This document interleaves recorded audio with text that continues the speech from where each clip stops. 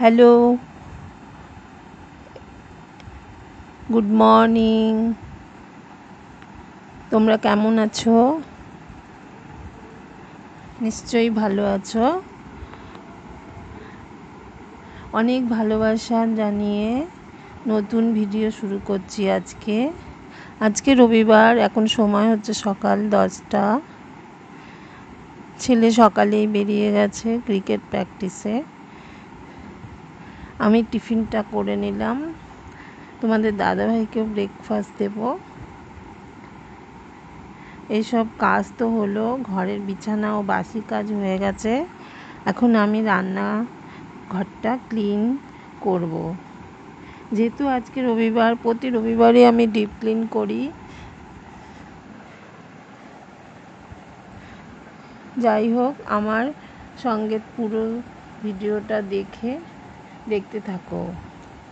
এবার দেখো আমার রান্নাঘরে ডিপ ক্লিন করার আগের অবস্থাটা দেখিয়ে দিই, তাহলে তোমরা বুঝবে আমি কিভাবে আজকে পরিষ্কার করে পাল্টে দিয়েছি রান্নাঘরটাকে। চলো বন্ধুরা, এখন কাজটা শুরু করি। সারা সপ্তাহ রোজ সকালে উঠে রান্নাবান্না সেরে সমস্ত ঘর পরিষ্কার করে নিতে হয়, তখন রান্নাঘরটা সব সরিয়ে পরিষ্কার করা সম্ভব হয় না। তাই এই রবিবারটাই আমি রান্নাঘর থেকে সব জিনিসগুলো বের করে আমি সিঁড়ির নিচে এনে রাখলাম। রান্নাঘরটাকে ফাঁকা করতে হবে, তা না হলে পরিষ্কার করতে অসুবিধে আছে।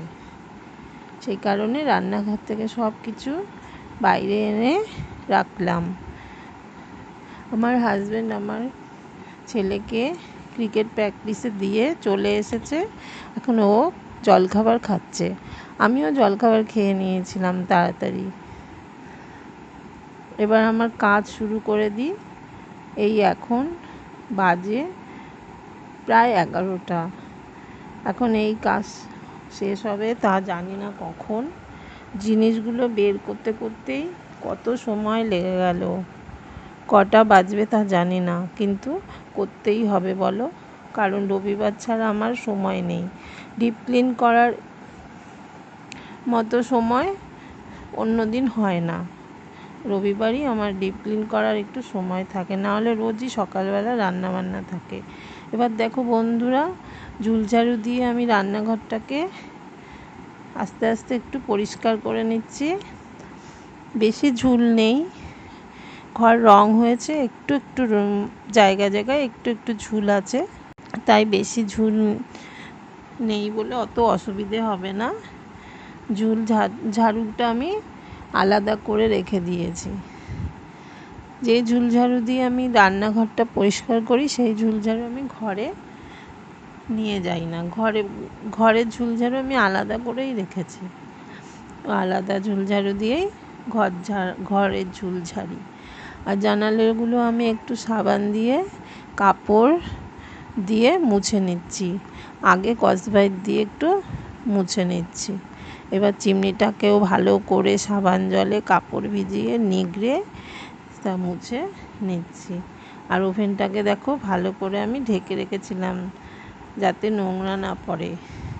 জানালা পরিষ্কার করে আজকে অনেক সকালে উঠেছি জানো, রান্নাবান্না করে নিয়েছি।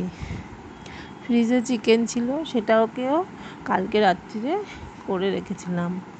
আর উচ্ছে আলু ভাজা করেছি। টিফিনের জন্য মটর করেছিলাম, আমাদের জন্য রুটি, আর ছেলে রুটি খাবে না বলে ওর জন্য লুচি করে নিয়েছি। ও আবার রুটি খেতে চায় না।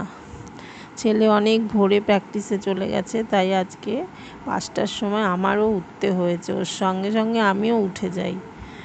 ওকে একটু টিফিন করে দিই, ম্যাগি করে দিয়েছি, আর চা বিস্কিট দিয়ে খেয়ে গেছে। আজকে রান্নাঘরটা ডিপ ক্লিন করব, তাই খুব তাড়াতাড়ি সকালে কাজ সারতে হয়েছে। ভিডিওতে যেমন তাড়াতাড়ি করে সেই রকম আজকে করতে হয়েছে আমাকেও তাড়াতাড়ি কাজ।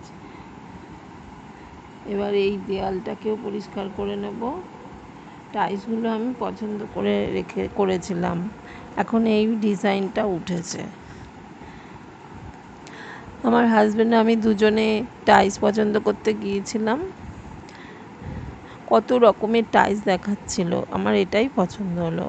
আমি ভেবেই রেখেছিলাম যে সাদা নেব না, কেন আমার ওপরের রান্নাঘরে সাদা টাইলস দিয়েছি, ওই যে আইসক্রিম কাপ প্লেট এইসব, তাই একই রকম দিলে ভালো লাগবে না, তাই এইটা আমি পছন্দ করলাম।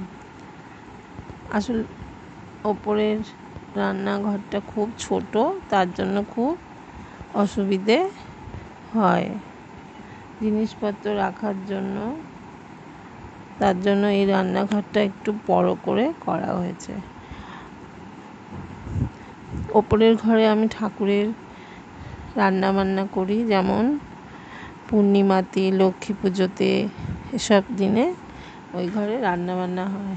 এই যে দেখো সিনের এখানে কত ছিটে ছিটে সাদা কালো দাগ রয়েছে, সেগুলো সাবানের ছিটে দাগ, এগুলো কালো হয়ে গেছে।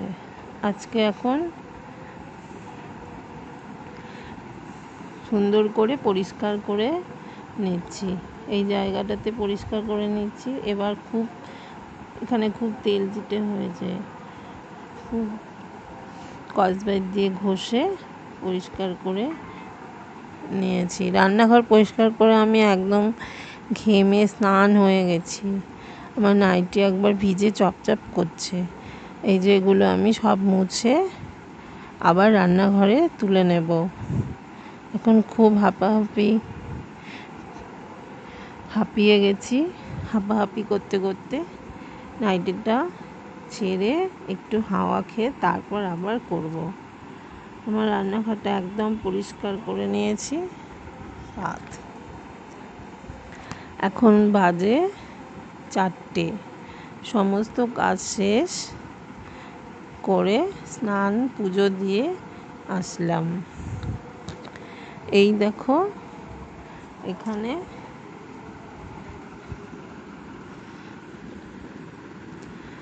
সব জিনিসগুলোকে জায়গা মতো সাজিয়ে রেখেছি, আর একটু উল্টে পাল্টে রেখেছি। এই টিফিন কৌটোগুলো এখানে রেখেছি, ডিশগুলো এখানে রেখেছি, আর এটা মাইক্রো ওভেনের ওপরে এগুলো সাজিয়েছি।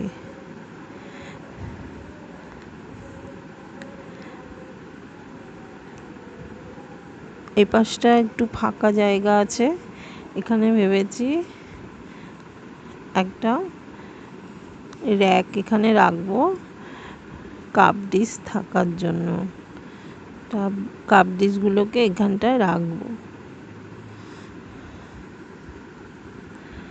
কাপগুলোকে ওখানে রেখেছি, একসঙ্গে রাখলে ভালো হয়, তাই এই পাশটা লম্বা জায়গা আছে, এখানে একটা র্যাক এনে রাখবো।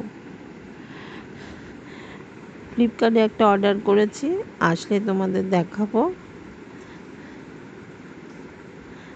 একটা কেমন হয়েছে, একটু দেখে পরে বলবে।